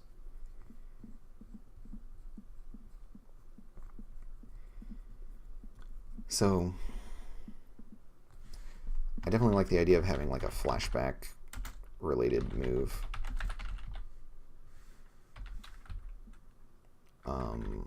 Some ideas that spring to mind are things like an interaction between transcendence and flashback, right? Because this is a transcendent ability, having it be like flashbacks you make while transcended, like even if you wouldn't have been transcended when the flashback thing is happening, like in the time that we flash back to, you still get the benefits. Oh no, and you're not being super negative or anything. Like I totally relate. Um, is all I'm trying to get at, to the like challenge of like just yeah, like you'll spend like 10 minutes just thinking like, is it this synonym of this thing or this other synonym of this thing, and it just yeah, it's like so easy to get lost in it, and it's very time consuming and it's a great deal of work. Um,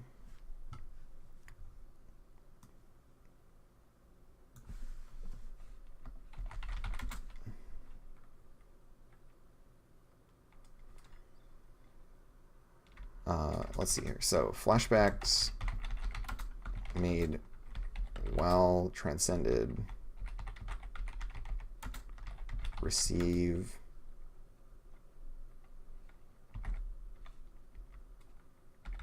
all appropriate benefits of transcendence.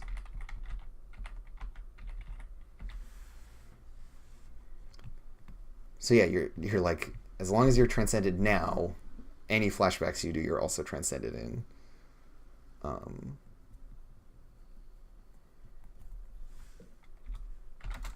and do not cost a transcended action.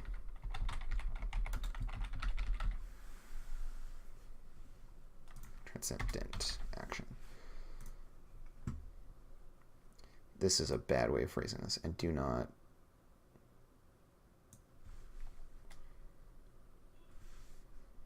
advance your transcendence track.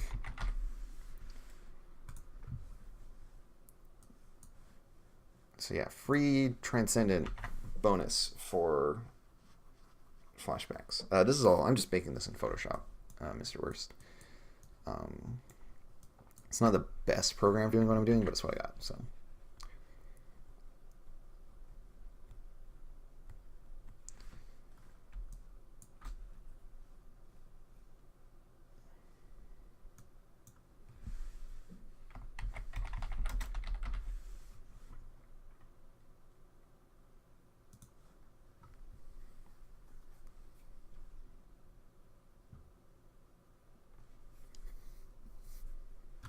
Dreamtime doesn't quite say what it's the like the inconsistency of Dreamtime.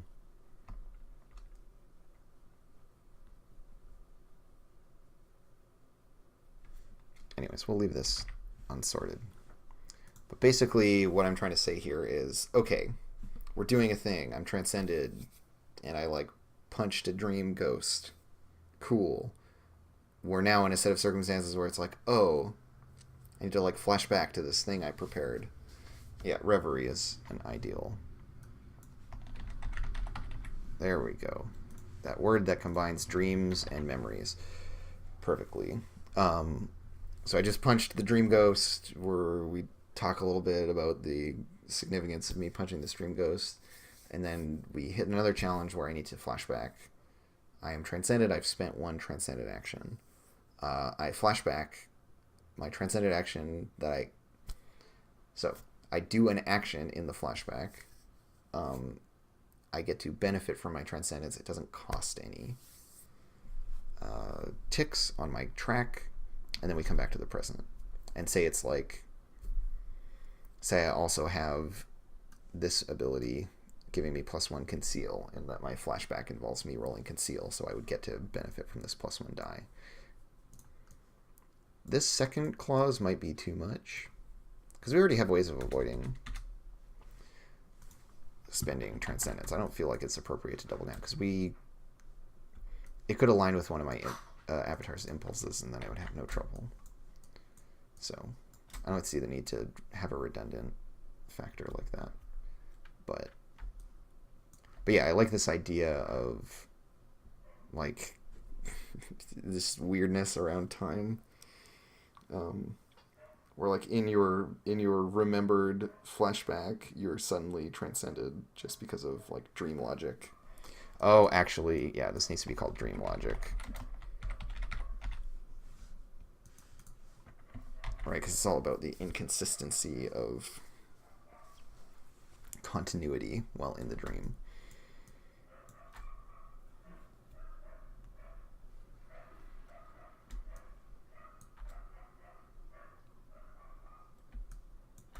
Cool. I think that's fun, and I like the idea of all the transcendent abilities for this playbook being super like reality fucky and weird.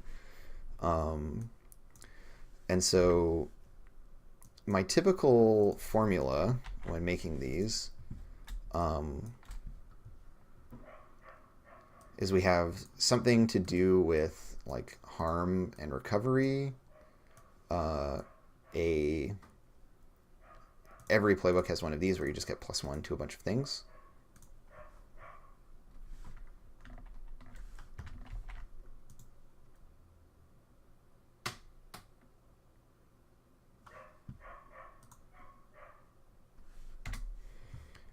Calling it +1 die is not correct, because we really want it to actually be the ability pip.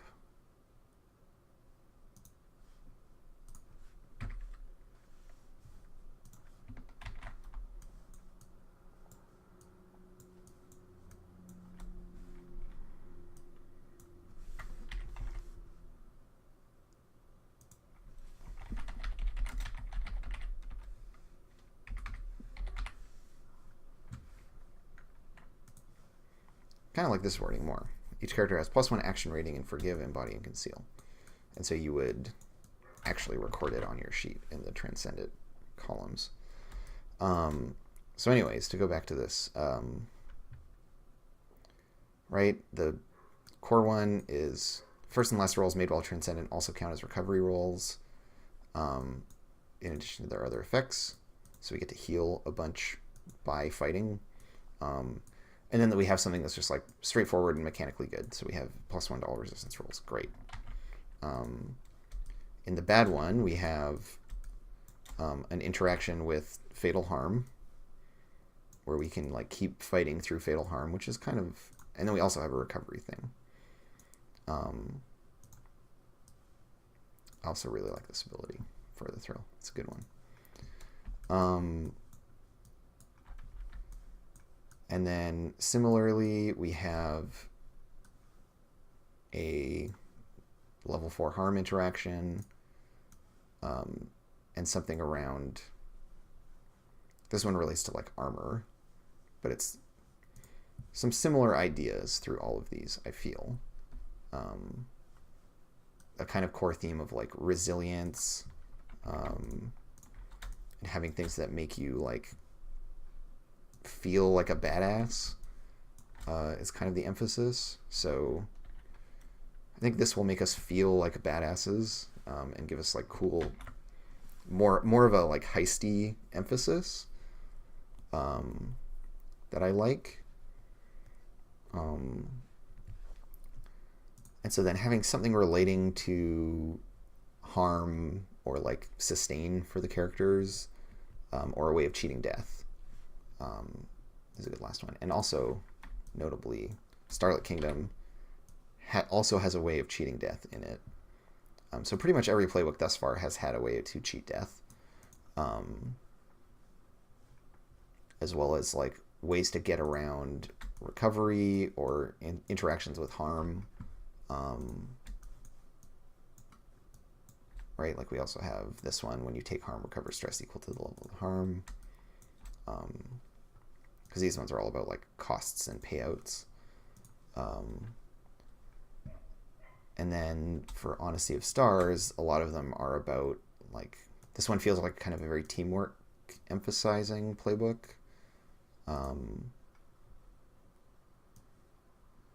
Stuff like Red Baroness, where there's like inter-character interaction or inter-player interaction around stuff. They get the +1 die to rolling help a friend recover. Shit like that. They get extra downtime. So trying to keep the like flavor of the playbooks strong as well. So like in this one, we have a change to social link that makes it a little bit darker, and more focused on like people's inner worlds and their personalities and their trauma. We have like sneaky stuff. I'm thinking we want some investigative stuff. Seems like a pretty obvious one. And then this move I also really like. Gain +1 die when rolling obligation. In Fallout, advance the darkness track by an additional 1. So we're always kind of half in the dream. So I think those all hammer home the flavor pretty well. I want to have one that makes us feel like cool, invincible, dreaming badasses. It's really important.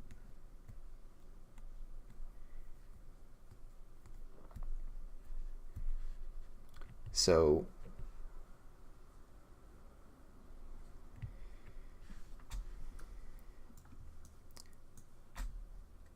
one thing I could add, so in the bad one we have, where is it? +1 die when helping someone with physical harm recover, and magical awareness of location of foes who have harmed them. We could have one that's about emotional harm in here.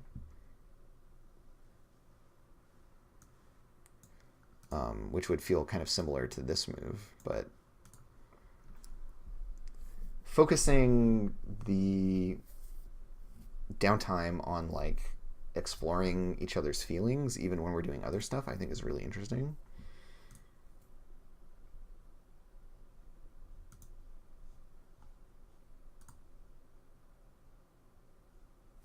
Yeah, I like the idea of having a thing relating to psychological harm.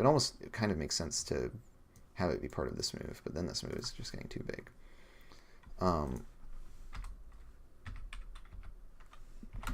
A crew ability relating to emotional harm recovery.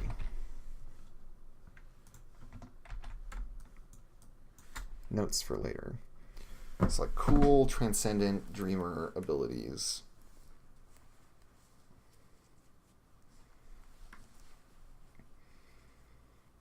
So I don't want to make the dream seem totally like inconsequentially unreal, but I want it to be really like surreal and strange. So something that emphasizes that would be cool. There's the careful balance of not treading on the toes of the like character playbook identities, which is where a lot of the like mechanistic teamwork stuff lives, because it's all in the fusion instead of being in crew books like it is in Blades. So how I have apportioned a great deal of the mechanics is very different from Blades. And I don't want to make this a like push yourself to warp reality move, because those all live at a playbook level, character playbook level. So for this, we want to make it weird and reality bending. You know, like this flashback move does it, right? Of being like,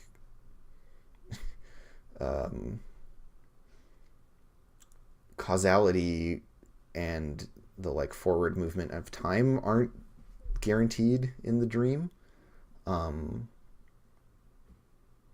So I think in an understated way, it delivers on that notion of like, yeah, the dream is weird and doesn't follow the normal rules.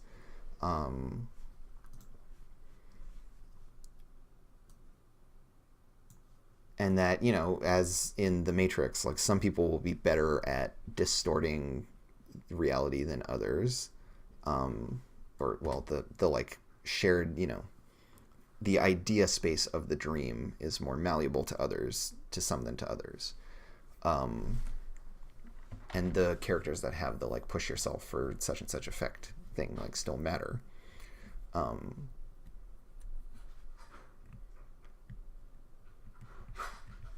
And yeah, like I have an armor interaction over here with heavy gear, right? While transcendent, your resist rolls fully negate harm a level 3 or lower as long as you have an armor use remaining. You may spend your armor to improve your position for a single roll. And to my mind, interactions with armor make a lot of sense when we're piloting giant mechs. We could have something that's about like adjusting the scope of armor uses, but armor uses are also like super limited. In terms of like who gets heavy armor and stuff and who doesn't. It's basically the fusion gets 2 armor uses as a like special thing for them. I was thinking of maybe doing the same for the Guardian, or moving the 2 armor uses for the fusion to the Guardian instead. I feel like the Guardian needs a little bit of love. But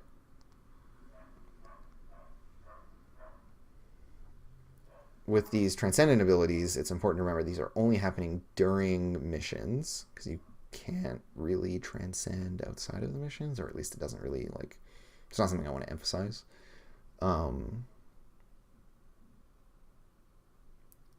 mean, a way that we can bend reality is having like a harm related move. But I feel like also we could just pull some of these, right? Like,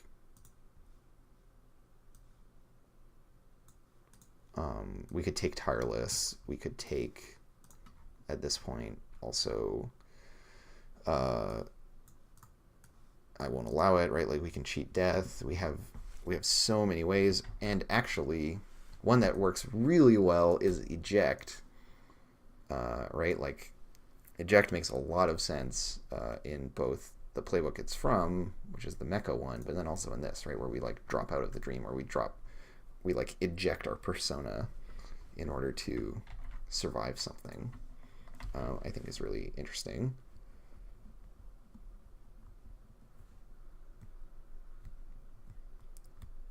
Yeah, Dark Lavender Void, that's kind of how I was thinking of it, right? Is that they already get a lot of other kind of less direct benefits, and the extra armor uses is just like, I don't know, but I also wanted to give the fusion something special, and armor uses felt like a fun one to pair up for them. So I'm kind of, I don't know. I'm not sure. It's a question for another day. What are some cool dream things that we can do? Right, like I can see a lot of room for all of the different ways that the character playbooks could be like interpreted in this setting, but I want to make something that spans all of that. Because most of what my mind goes to when I think about like Lane or Paprika, which are like big like anime influences on this, or Paranoia Agent for that matter, there's a lot of like fundamentally like specific character driven stuff. But like a thing that all dreamers have is a little bit tricky.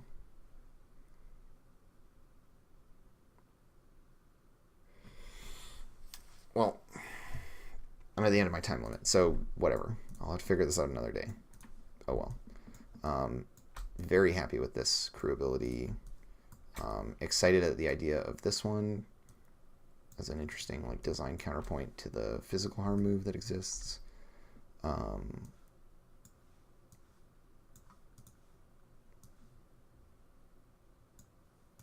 This one here, just another face in the crowd, I might change up a little bit, but I also kind of like the way that it ties into some of the playbook's themes.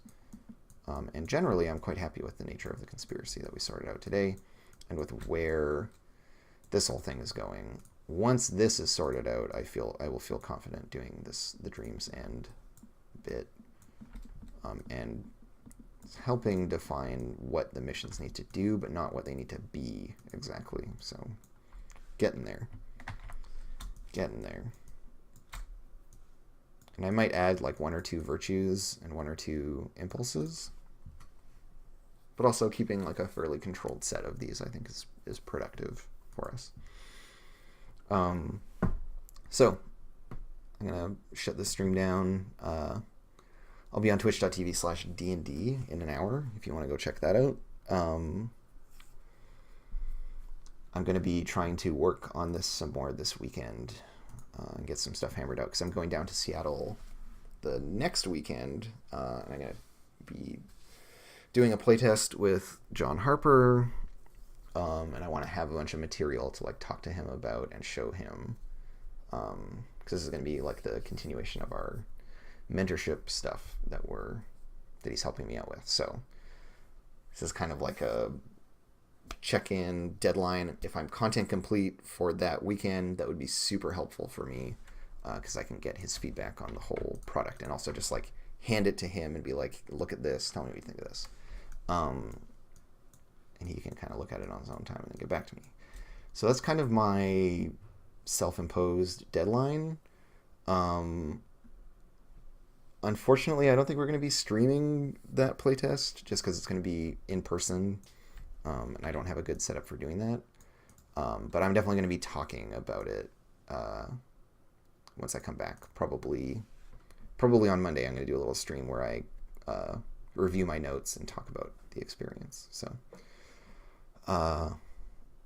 yes, keep an eye on this channel for more stuff. And if you want to watch D&D today, that would be cool. And that's at 2 p.m. on twitch.tv/DND. But yeah, more of these streams this weekend.